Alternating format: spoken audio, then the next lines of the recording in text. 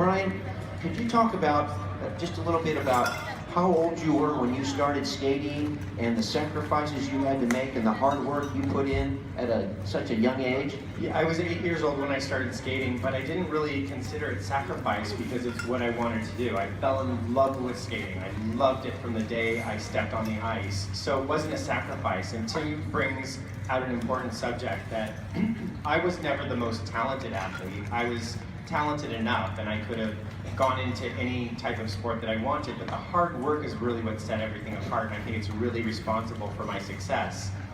Like I said, it wasn't really work to me because I loved doing it. I was doing what I loved, and that and the hard work together create a passion for what you're doing. And it's important to find something like that you can be passionate about, so it's not like you're working on it.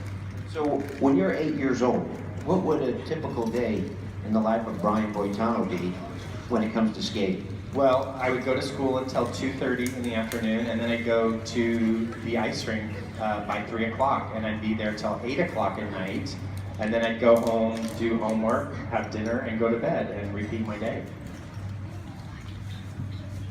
By the way, here's a picture of his gold medal. Look at that, isn't that cool? That means he's the best in the world. The best ice skater in the world. Amazing. Now, if you look at the pyramid, you can see right here is our definition. Success is happiness in your heart because you made the effort 100% to do your best. It's a good feeling you get when you know you did the best you could. Do you have a sort of a definition of success?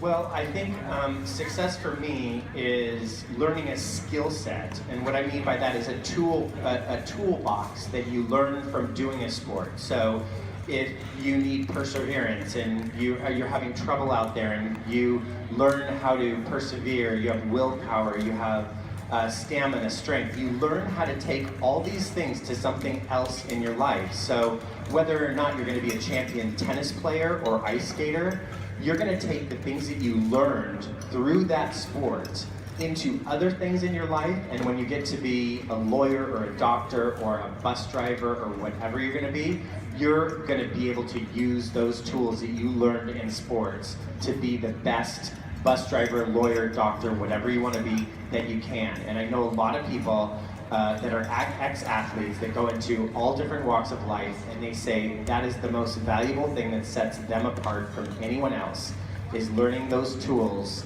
that they can take into any other area of school or work and implement those and use them to their benefit.